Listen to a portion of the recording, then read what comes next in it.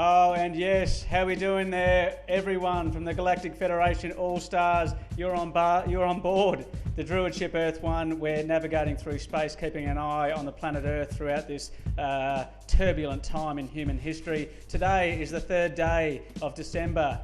Make that January 2008, and we've got a few things for you on this episode. Shortly we'll be crossing over to Danny Boy down there at Earth Sanctuary World Nature Centre. We're going to take a couple of look at things of what solutions exist around the world and in terms of positive global solutions. Then we've got MILK with the beautiful question, because if we don't ask questions in life, if we don't go out on a limb where the fruit is, we'll only end up in a state of suspended animation and very little becomes of it. So anyway, without further ado, Danny Boy down there in the red centre, how you going?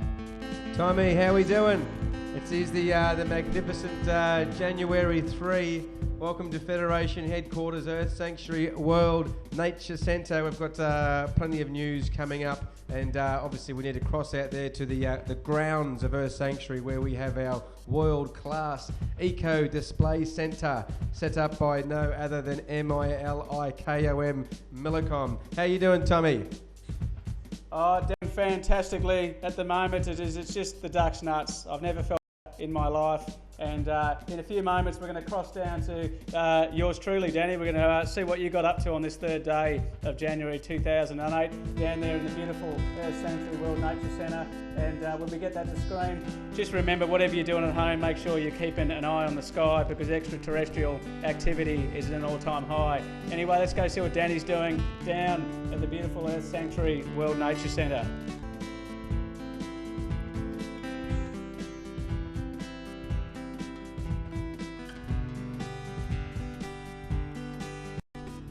Okay, just one moment there, Danny. That sounds very good, sounding good as you're pumping it out through there. Just got to find the wonderful footage itself. But what we might do, Danny, if you are set up for such occasions and you have the capacity, we might cut to news while I get your little snippet organised for later on. Are you capable of such adventures there, Danny? I am capable of such adventures. I think we can do that. That's the wonderful nature of MILK in this room. We can have a bit of a crack.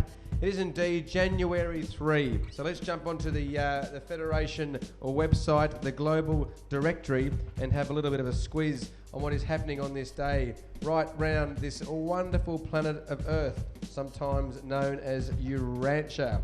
Indonesia, the mud volcano that forced more than 15,000 people to abandon their homes on the Indonesian island of Java in 2006, has again breached the barriers built to contain it, causing further damage. Residents in the Parong, East Java province fled from their homes, obviously in panic. More concerns, and obviously in Indonesia we do have concerns about the amount of deforestation occurring, not to mention by those multinational organisations who continually keep taking the homes of the beautiful orangutans in the Indonesian forest there. Northern Australia is continuing to be on cyclone watch as Melanie starts flying in from Western Australia, and people are battering up their hatches, and 17 Spanner and our good member for Darwin, Mr. Nick Bigwood, is having a good time, but he has a bunker. All is good up there in Darwin. Continuing on in South Carolina, December 07 was the wettest December on record. In Mozambique, homes under threat in flood hit Mozambique. At least 1,000 families have had no communications with the outside world, and the news just continues. Before I do, Tommy, how are you going with that transition? Oh, Danny, it just doesn't get better here as the transmissions are making their way through the satellite systems. There's 37,000 satellites navigating through space. It's got through the 412 and it's on its way back. So keep flying on that information. I'm loving it.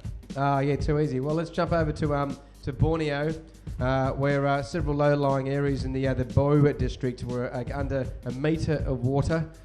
Just keeps continuing in Fiji. Let's cross over to the Pacific. Heavy rains and more are expected the next couple of days, where the current weather patterns are due to bring a trough of low pressure over the group of islands, bringing with it heavy rain and again the threat of landslides there in Fiji. Heavy snow occurring in Bulgaria and Romania. Storms are bringing chaos to the Black Sea. At least 4 sailors have lost their lives. after their Bulgarian cargo ship sank in a massive storm, lashing the Kerch Strait. And you can get more information on that if you jump into millicom.com. In Central America, Mexico, a cold snap has brought freezing temperatures, unusual snows and heavy rains to Mexico.